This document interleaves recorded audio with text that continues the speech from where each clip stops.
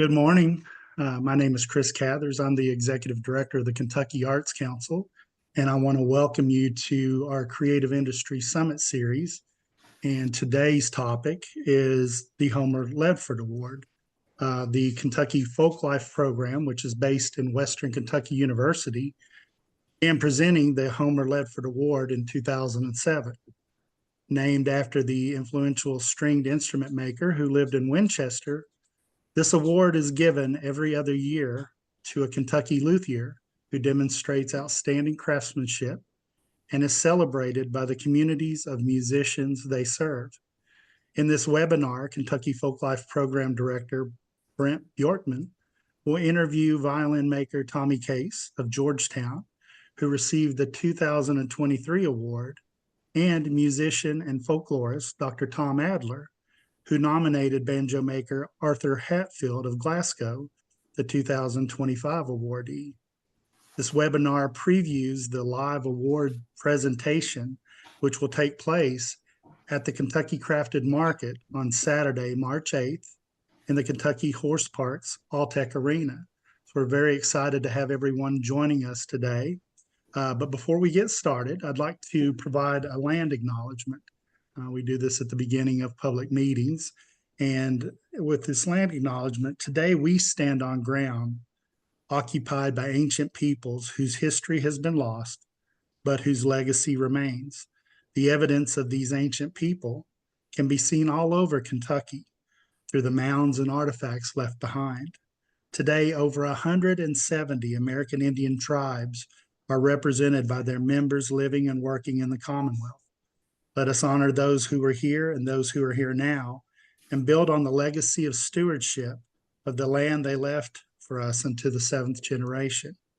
I recognize that today is quite wintry for most people, and here in Kentucky, we have been dealing with a lot of distressing weather, I would say, over the last week. We have been battling floods all over the Commonwealth. And, today we've had an additional amount of snow on top of that.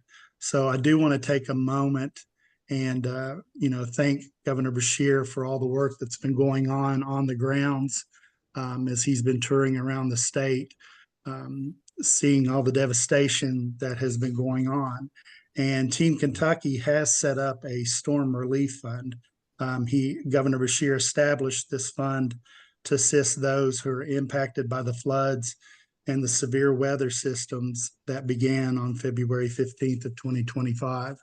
At the Kentucky Crafted Market, we'll be accepting donations for the relief fund to help with activities and work that's being done there. I also want to give a shout out to the Kentucky Heritage Emergency Response Network. This was formed in 2022 in response to the tornadoes in Western Kentucky and the flooding in Eastern Kentucky. The Kentucky Heritage Emergency Response Network, the call letters are KHERN, which we have been calling KERN, that seeks to assist arts and cultural organizations and artists in time of crisis. KERN also aims to increase preparedness, provide resources, and build relationships among cultural heritage institutions. And their web address is khern.org. And there you'll find information about SURF, our Craft Emergency Relief Fund, which, if you are in a distressed area or an artist who was affected by the floods, you can very easily apply for funds to replace tools and supplies that you use in your work and in your studios. And then we also have NCAPER, which is our national organization, our national organization to help with emergency response too. And we'll put the call letters and link to that as well. So without further ado, I'd like to turn it over to Brent Bjorkman, who's joined us today. Brent? Thanks, Chris, and thanks to the Arts Council. Thanks for sharing that, all the ways that we are helping artists and Governor Beshear. And what you do day to day. And it's great to be part of this to talk about one of the ways we celebrate culture. And we'll be talking about the Homer Ledford Award today. I'm Brent Bjorkman. I'm the director of the Kentucky Folklife Program and the Kentucky Museum on the campus of Western Kentucky University. And it's a pleasure for me to be here at Kentucky Arts Council's Creative Industry Summit Series to share with you, along with two special guests, wonderful gentlemen, a little bit about the Folklife Program's Homer Ledford Luthier Award. We produce it every other year, and we'll talk more about that. So with me today is Tommy Case, who was a recipient of the 2023 Homer Ledford Award. And also we are going to hear just in a moment later from after I talk to Tommy from, as Chris said, Dr. Tom Adler, who is a wonderful folklorist, musician, banjo player, advocate for traditional music, and writer on the subject as well. So we're going to get into a little bit about his nomination, and they're going to help me really get a little deeper into this. But before I do that, I want to give you just a little bit of an overview of the Kentucky Folklife Program, and then also a quick overview about the award itself as you would see it when you start to explore it more deeply on our website.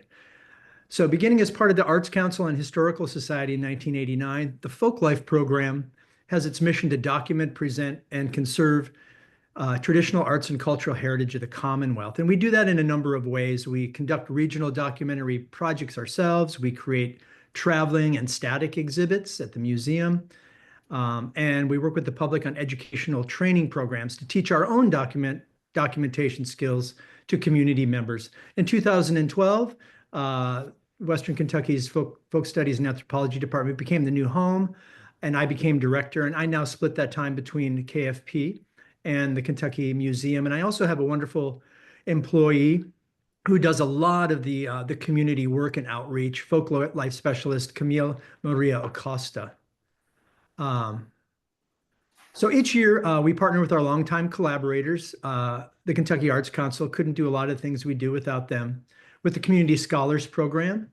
And we also partner with them on something like we're going to talk about today, the biennial Homer Ledford Award at the Kentucky Craft Market. And we'll talk about those dates so you can come and actually see the award being bestowed upon our next recipient on March 8th at the Kentucky Market. We'll also be interpreting some other master-apprentice pairs there throughout that weekend of the 8th and 9th that amplifies traditions, and we can talk to them and share about their experiences and create a highlight of cultural visibility.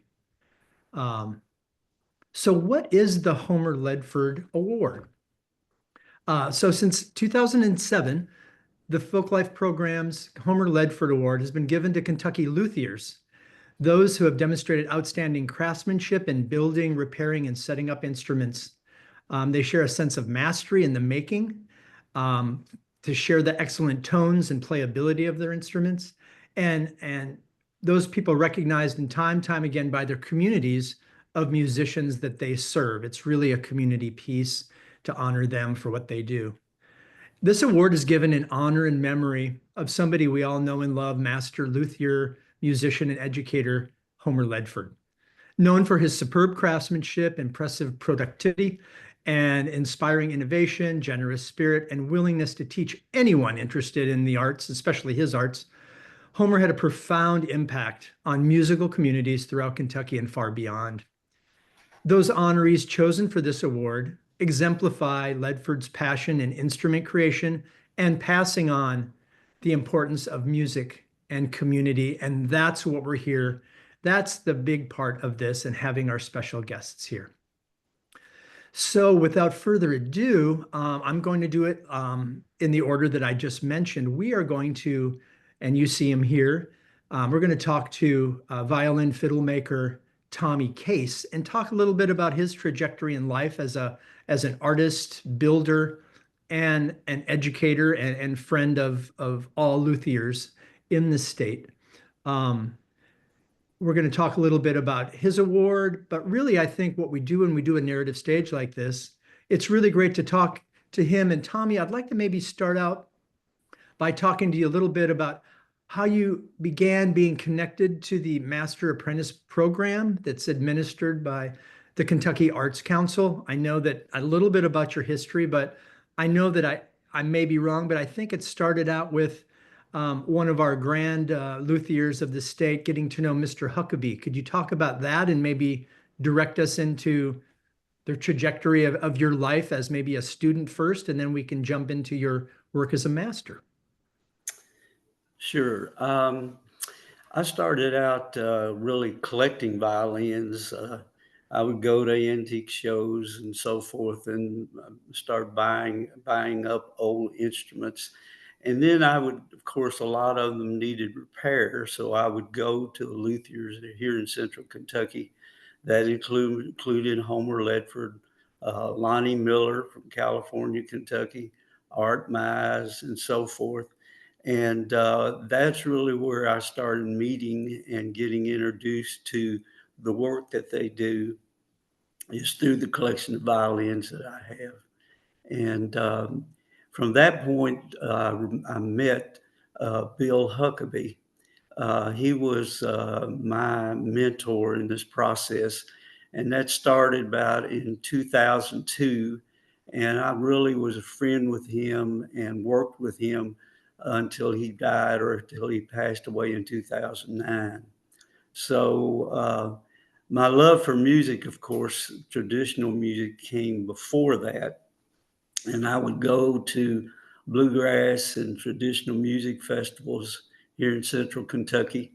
And I got interested in the mandolin and the violin and learning how to play. So, along with my interest in repairing instruments and so forth, I was also trying to learn how to play, which is a continuous process for me. And I had three teachers, Wanda Barnett in Richmond, and Raymond McLean in late, I guess, 89 and 90 that I took lessons from, and a long-term friend, John Harrod, who I still go to see a couple of times a month. Well, you're very ensconced in you dropped a lot of great names there that are wonderful performers and mentors, and seems like you're a lifelong learner, which is part of creativity.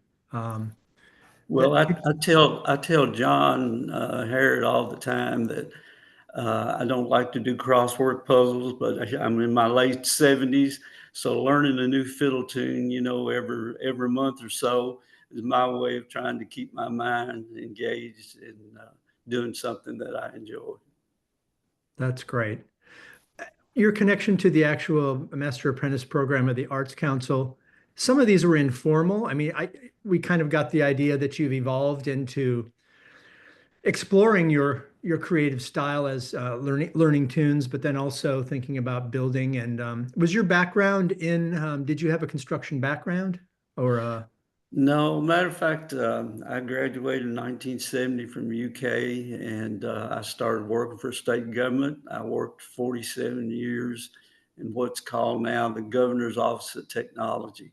And Okay. so I had three stages. Basically, I was a programmer analyst for the first third, and a lot of middle management positions, and then contracting and RFP development at the end. The technology area, like all the areas in state government, so much outsourcing and using of contract staff. So I really came to the luthier issue or career through just my love of music and wanting to learn. But my other background is completely different from that, from the music end. Well, talking about keeping those relationships and always wanting to learn, it seems like you becoming, I think, an apprentice first with this particular program with was it with Art Mize? Yeah, Is it to get yes, to sir. actually take advantage of this wonderful program? Um, you seem like somebody who learns, but then I can extrapolate that you really like to pass things on. And was that kind of the way that you got into the relationship building with the KAC and then moving into a master position? Yes, Mr. Huckabee, my first mentor, I made two violins under his supervision. Then I think it was in fiscal year 13 is when Art Mize and I applied for a grant for me to be a student under Art. And I made great improvements through that process. And then, of course, later on, I think fiscal year 20, I started being a master for the 3 apprentices that I've had through the program now. Right. And, I had the honor to, although that you were out of state 2 years ago when we did the award at the market, Mark Brown and I, from the Arts Council, traditional folk and traditional arts manager there, worked directly together on so many things. But we made a plan where, since you weren't there, we brought who you just mentioned, John Reister, who's your first guy, and then we brought your other two, Daniel Graham and Greg Marcy as well. So they're able to speak very well in different ways about you and your influence on them. Can you tell us a little bit about how, when you transition into this master, what was that like? Can you tell me the plan? Did you make plans with each individual? Maybe it gives people that are thinking about what is this program? Maybe I want to be able to be part of that. Did you make a plan with each one? And then how was that carried out? Sure. I really met John Reister first, and I met him through playing music, just having old time music or traditional music jam sessions. And John is so industrious, he would sponsor a jam session there in Georgetown. So we started playing together, and he understood that I played some of the fiddles that I made. And we talked about the process, and that was the first application that we submitted. And we survived him having his first child, he and his wife having his first child through the apprenticeship period. And then the second apprenticeship that I had, which was the following year, was with Daniel Graham. And of course, COVID was going on at that time. So all through the apprenticeships, John, Daniel Graham, and Greg Marcy, there was something going on, and COVID was right in the middle of all of that. And I'm really more proud of the apprenticeships and that process than I am of really the instruments that I've made. Because I know in talking with Bill Huckabee, he was sort of at the end of life when we talked about this, that his desire for what he had taught me and Lucian Parker, another fellow that we'd worked together and been friends on this for a long time. They wanted us to pass it on to a new generation. Well, I think that's one of the things that the Master Apprentice grant is really wonderful for. And thank you for sharing those thoughts about how it really is something to be passed on, and the spirit that everybody who makes them wants to give to their students. Speaking about students, go ahead, sir. I might mention one other thing. You talked about a plan. In the project management world, when I worked in state government, they have what's called a work breakdown structure, where you sort of break the work down in the construction and finishing and all the processes that go on. And I sort of used that methodology with the way I taught, and to make an outline of the process and the steps that we would go through. And of course, I submitted that as a part of our grant proposal and used that throughout the apprenticeship process. Sure. So the great thing about teaching an individual one-on-one, as we would call a folk dyad, one-on-one, as folklorists would say, everyone is different. So your methodology and having that kind of set up in your mind, I think that's wonderful to lay things out. Did it always go as planned? I guess where I'm leading you is, did you learn things from, you have any certain story? Did you learn anything from any certain person that was different, or you were able to put something else in your own construction toolkit? Or yeah, I guess that's really what I was thinking about. That's a part of the process. it's great. All three of these guys they're very entrepreneurial. They were serious about what we were doing. They didn't work on something for a month or two and give up. They stuck with the plan. And all three of them are really proud of what they've done to go on and continue with instrument making and repairs and so forth. And even I think John Reister and Daniel Graham both have had apprenticeships. They have applied and won grants for apprenticeships under their work, with them as the master. Right. Yeah. And I learned, especially Daniel Graham. He's a wonderful woodworker and an arts teacher at Georgetown College. And so, he's stuck between let's take the instrument form and make it into something, worry about the form, maybe the function more than the function. But the way he works, how fast he works, how detailed he is was really something. And I learned something from all of the students that I had. I remember that's really wonderful. That's kind of what I was getting at, because I remember Daniel being there with you when the Kentucky Folklife Program was I think it was during COVID when one of the it was at Waverly, and we were outside sharing things. That's when I first met you, and Daniel was your apprentice at the time, and I could see he had a real flair for artistic additions that maybe are, seemingly unconventional, but yeah, I mean, I guess traditional art is innovation and change over time too, because everybody puts their own spin on it a little bit too, and how you work through that together. So it sounds like a wonderful learning experience. There you are, there they are talking about you. Yes. There in the middle, on stage 2 years ago. Doesn't seem like it was 2 years ago, but it was already 2 years ago. There they are. Yep. And a nice thing too, both Daniel and Greg Marcy, the guy in the middle, he's over the orchestra program for Woodford County Middle School.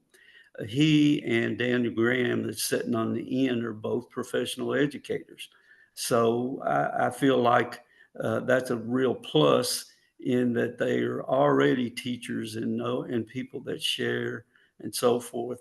And so them incorporating, especially Daniel, incorporating instrument making, whether it's banjo making, Appalachian banjos or violins, into his teaching at the college, I think that's a real plus. Absolutely. So before we get into talking to Tom a little bit about nominations, I wanted to talk to you about, do you have any aspirations to continue as a master, or if, talk about that, and or have you been able to tell other people about the program and get them enthusiastic to maybe participate? Oh, absolutely. I have people call me.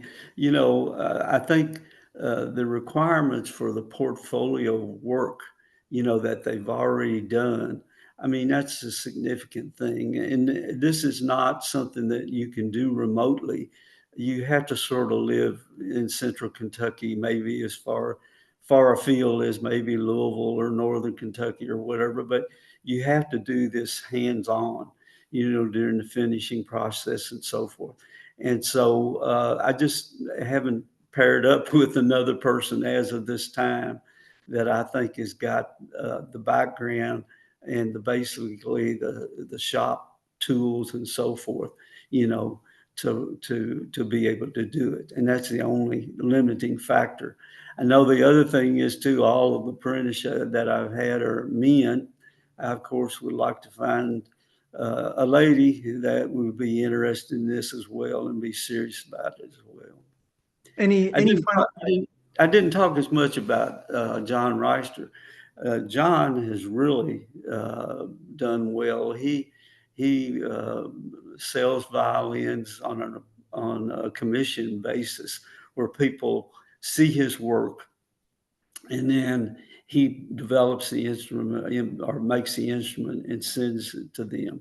And his background, he worked in music stores since he was in high school.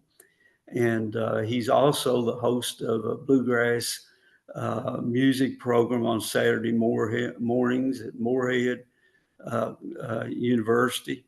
So he is also really entrepreneurial about how he's used what skills I passed on to him, and he's really successful.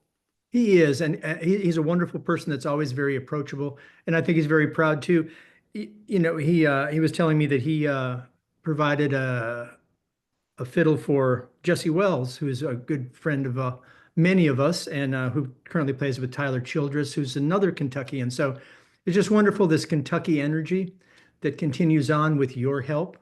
And to be able to honor you was great. Do you have any final thoughts before we talk to Tom about what it was like to have the Homer Ledford Award a couple years ago? Well, I mean, I think everybody aspires to be recognized like Homer, but I mean, I was very humbled that you all even considered me for that, and I really think maybe the award that came to me was more about my teaching or apprenticeships than it was the instruments that I made. And so it was a great joy, you know, and I knew Homer, and some of the instruments I had repaired, he worked on for me. I still have an upright bass and an old 1920s Gibson mandolin that he restored for me. And of course, a lot of the fiddles that he worked on for me are gone. But knowing him, and he was just such a great guy, I was really humbled that you all made that award to me. Well, you have a lot of those attributes, and I'm so glad you continue with your enthusiasm, and it's great having you here today. So I'm going to start talking to Tom here, who's been a friend of mine for a long time, friend of the Arts Councils for a very long time, and so engaged in music as a performer and as a writer about music. And, you know, this could be a whole Tom Adler thing, but he is here today to talk about his connection to his successful nominee, again, as we're going to be bestowing that award upon Arthur Hatfield, the banjo maker, on the 8th at the Kentucky Craft Market. Tom, could you give us a little overview about your relationship, a little bit about Art and your relationship with him? And then I think people that are watching today, part of what we want to get across is what's the nomination process like? And that's what we'd like to talk to you about today. Sure. Happy to be here, and most enjoyable hearing Tommy Case talk about not only his award, but his background in violin and fiddle building and repair. I know so many of the people he mentioned. Art Mize was a student of mine at the University of Kentucky many years ago. Lucian Parker is a good friend, and we've played a lot of music together just informally. And even Homer Ledford. I of course had, like everyone else, admired Homer's craftsmanship. I think I first heard the name Homer Ledford when I was just getting into high school in the southern suburbs of Chicago. And you know, there was this Kentucky dulcimer builder and instrument craftsman, and he was already well known, at least in some communities. But so the Homer Ledford Award is really a very special acknowledgement of luthiers, that is, makers and repairers of stringed instruments. And so I have known Arthur Hatfield, who lives near Glasgow, Kentucky, for some years. I don't see him all that often, but I think Arthur and I first met at one of the International Bluegrass Music annual meetings. They were then held in Owensboro, and we met and did some music making together, just what they call parking lot picking, of course, in the bluegrass world.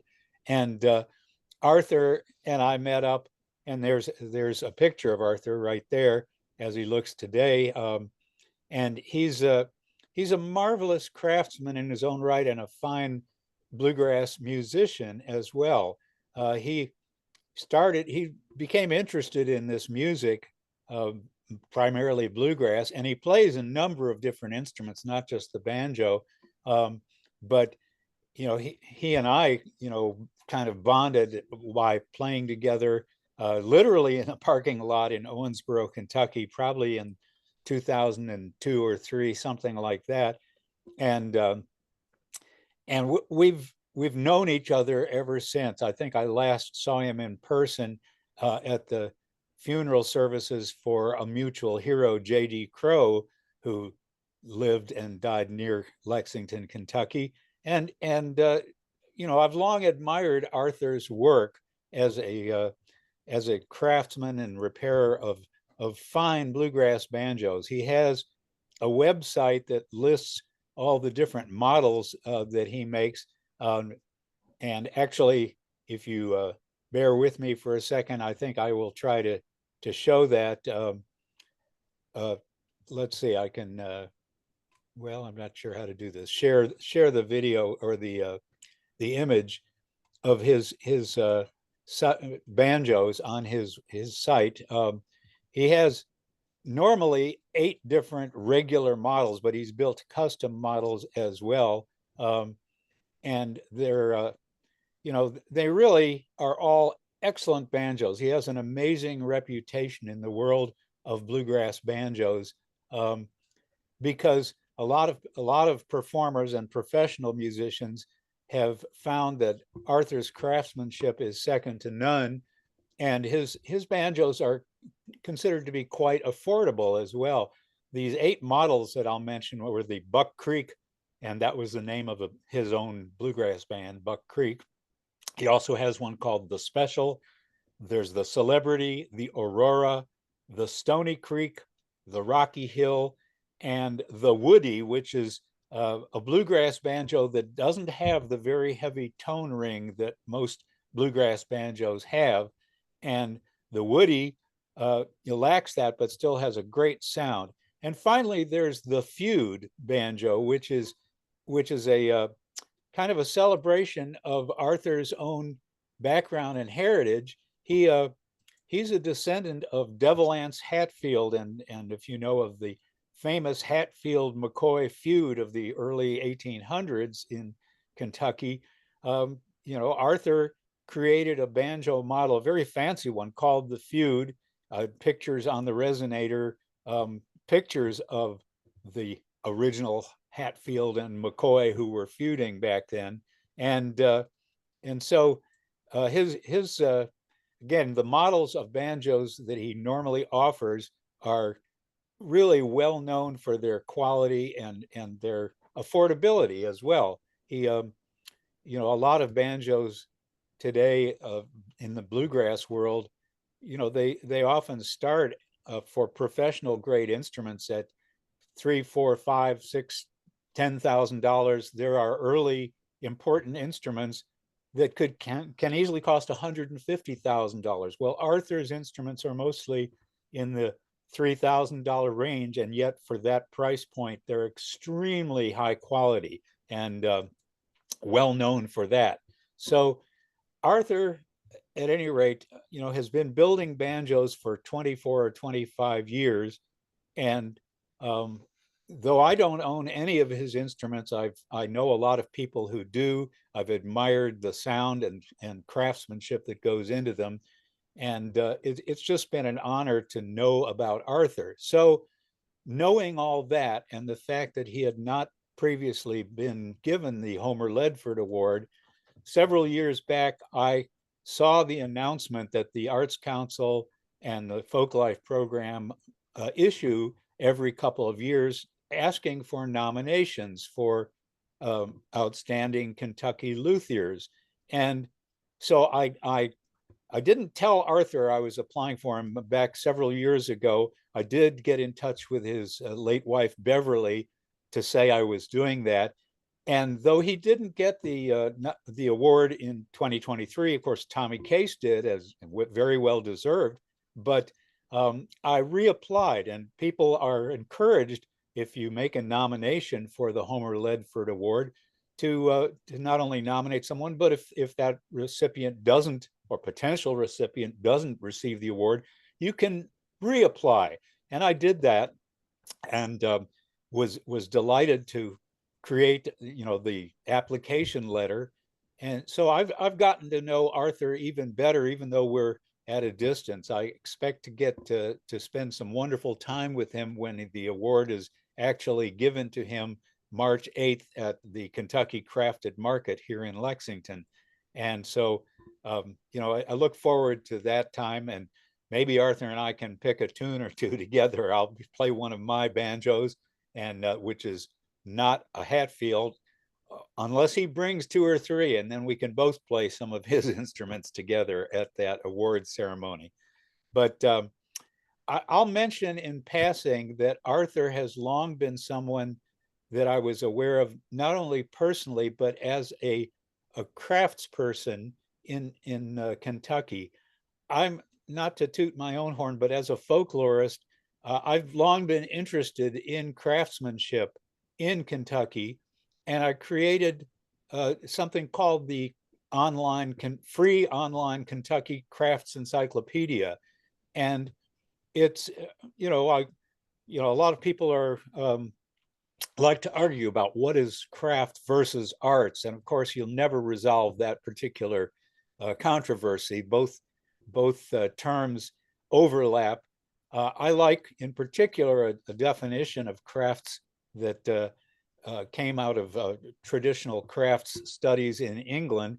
They simply said crafts are practices that employ manual dexterity and skill and an understanding of traditional materials, designs, and techniques to make or repair useful things. Well, I think that's a great definition. So under the Kentucky Crafts Encyclopedia, which is at ky-crafts.com, you can find a lot of different craftspeople all across Kentucky, as well as essays that I've mostly written about the controversies, for example, the arts versus crafts controversy and the scope of craftsmanship and so on. If you go to under F for fiddles, you'll find a number of fiddle makers that have already been discussed by Tommy. And under banjos, again, both of these there are cross links within that site where you'll find, for example, under luthiery, you can easily find all of these things, luthiers who specialize in guitars or banjos, fiddles, basses, other instruments, even I was going to say harps. There's at least one group of harp builders here in Kentucky, and mandolins, of course. And so, the broad range of craftsmanship in Kentucky is truly astounding. And Arthur, I'm so pleased that he's received this award this year, because he's an outstanding craftsman in his own right. I will mention just in passing that he's going through a particularly tough time, because in early January, his workshop burned to the ground. That was not in his home, but adjacent to it, an outbuilding. And so he lost everything in the way of 30 years worth of tools and equipment and instrument woods. And yet some of the organizations that Mark and Brent have guided me to have proved to be a very valuable assistance. Art was granted a grant, an emergency resource grant by the CERF Plus organization, that's Craft Emergency Relief Fund, that I think Brent mentioned earlier today. So there's help for craftspeople and acknowledgement of craftspeople, and I'm delighted that Art is being acknowledged as he is this year with the Homer Ledford Award. Thanks for that overview, passionate overview of your friend, of our friend, and it is just it's an honor that we can honor him that way. Before we continue on and And if there's any other questions from anyone that's on here or that's watching, um, can you talk about the nomination process? Tom, I'm not exactly sure. I'm sure in your life, probably like mine is always, you've written grants for different organizations, whether they're federal or family foundations. How did you find, was it an onerous process? Was it pretty straightforward? And those are things you can get on the KentuckyFolklifeProgram.org website as we get closer to the next nomination round. But what did you find out about that, or what do you feel about that?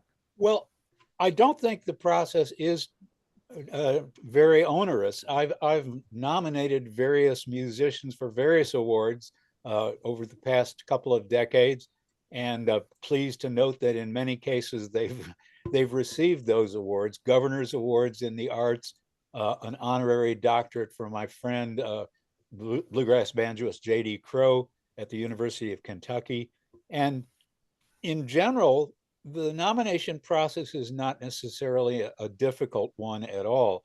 Typically, you write a letter to the organization that sponsors the award, and they offer guidelines about what they want to know about the nominee.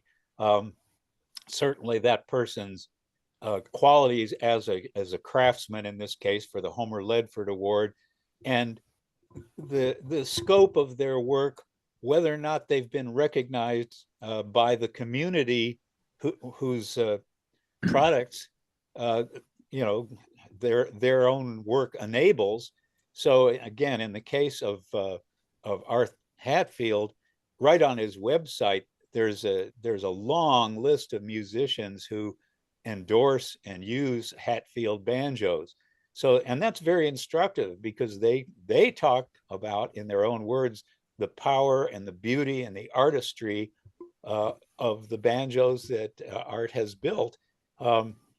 He's a rather modest person, and most of these craft people are. He's not going to toot his own horn too loudly, but the people who have bought his instruments or play his instruments professionally do that for him. I think at a concert here in Lexington, Dale Perry, who is a wonderful banjo player with a long career in bluegrass banjo. Here's some of the page of artists that endorse, and I know a bunch of these guys too, Hatfield banjos, and those kinds of statements really help to reinforce the quality of work that a luthier might exhibit and show through his product, even if he himself, is more straightforward in just offering his work for sale.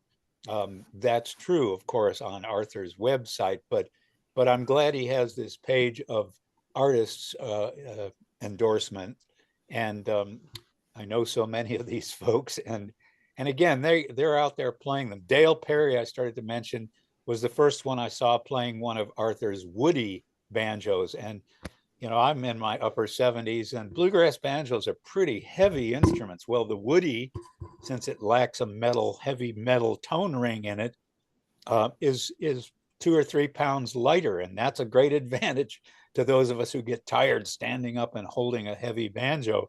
But when I heard Dale Perry playing a Hatfield, and there's Dale on the screen now, well, I heard him playing one of Arthur's woodies, and it sounded just fabulous. It sounded as good as just about any banjo I'd ever heard, through both acoustically and through a PA system. And Dale and I talked about it, and he was a full-throated endorser of Arthur and his work. So again, it's those sorts of statements. I didn't quote such artists, I think, in my nomination of Art Hatfield. It was really just a letter with some background and links, maybe photos of some of his products. And that was very easy to do.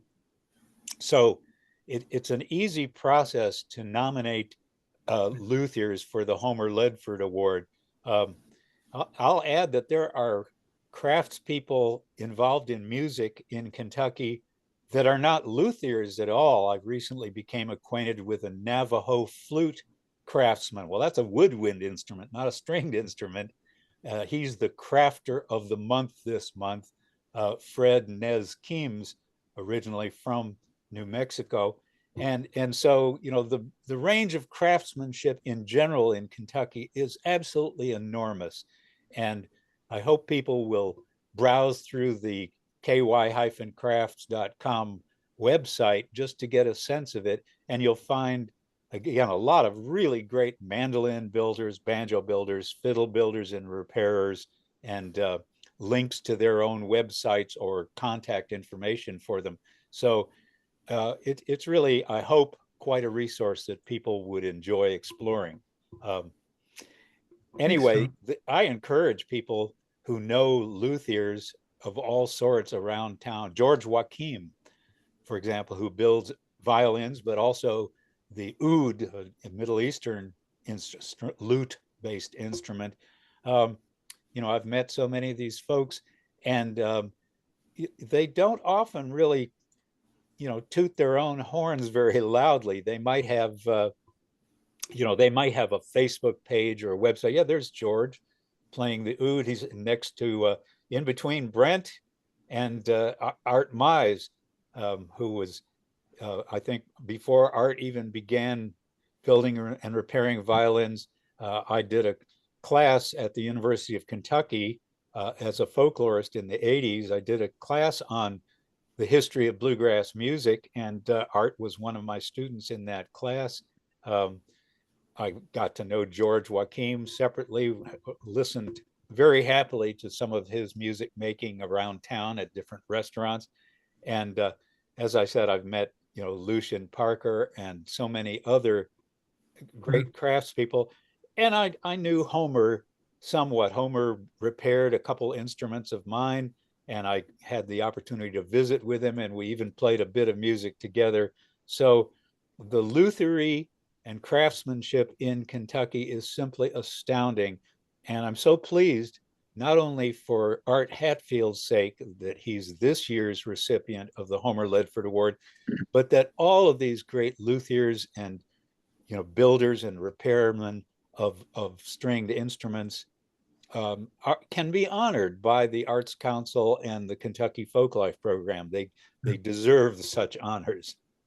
This image that Mark has up here, this kind of illustrates when we do the narrative stage. If you come to the market on the 8th, I hope you do. This happens to be what we were talking about with Tommy's 3 apprentices there on the right-hand side.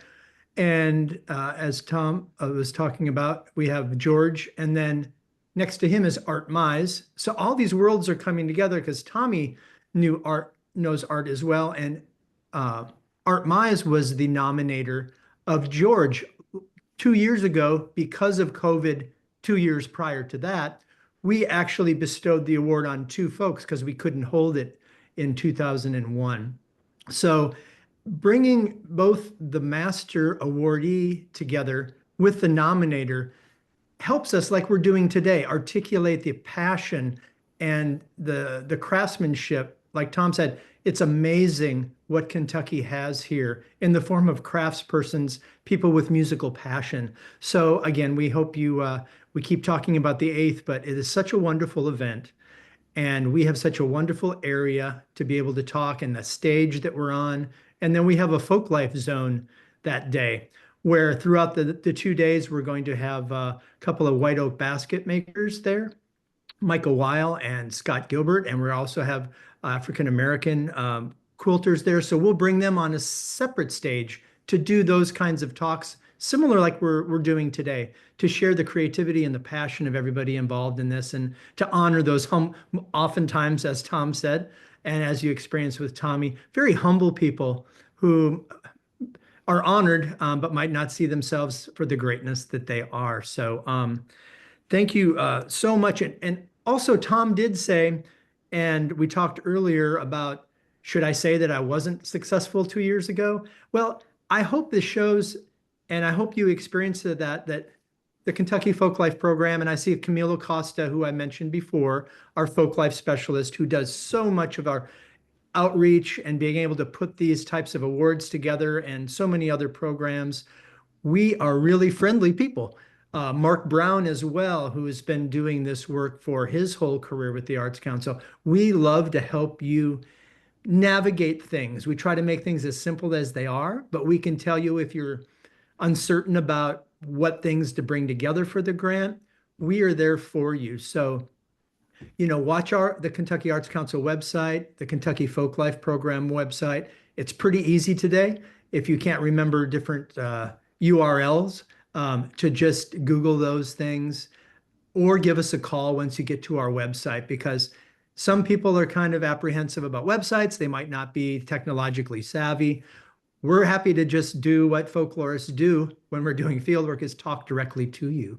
So it's just, again, it's wonderful to be part of creating this honor. So many people should be honored, but to have Tommy here today and to have Tom Adler here to talk directly about how they feel about it has been just a real joy for me to help facilitate. And again, one more time, come and join us at the Kentucky Craft Market, the Horse Park. On the 8th is the day of our award ceremony. I've asked Tom, and he's very thankfully, I'm thankful that he will join us on stage after we give the award and have an intimate talk with his banjo friend, Art Hatfield. And then you can see Art talk on a stage later on in the day as well. So please come and join us, and let's thank the Arts Council for creating this time together to be able to explore the Homer Ledford Luthier Award a little bit more in depth. And I hope you're excited as we are for the 8th, and I hope you're excited to perhaps nominate. And I really want to thank you all. I'm sorry, maybe we have some questions. I'm not exactly sure. I'm trying to watch the thread. But again, we are here. I see Chris has joined us again. I think he might have. Chris, do you have anything you'd like to add here as we close this session about the Homer Ledford Award? I just appreciate the opportunity to bring everyone together and have this discussion. This has been a wonderful experience. Appreciate all the sentiments that have been shared about the individuals and the people involved in this process. It's an honor to have this award in Kentucky and to have individuals that we can recognize in this way as, creatives in the Commonwealth. So very honored to be a part of that process. Brent, very honored to work with you in the continued partnership we have. We really appreciate that, Mark. Thank you for, assembling all of this together as part of the Creative Industry Summit Series. And again, we look forward to having you celebrate with us at the Kentucky Crafted Market on March the 8th at the Alltech Arena at the Kentucky Horse Park. Thank you, everybody, for joining us. Thank you for hosting us. Yeah, thank you, everyone. Hope you all have a good day. Have a great rest of the day. Thank you. See you there.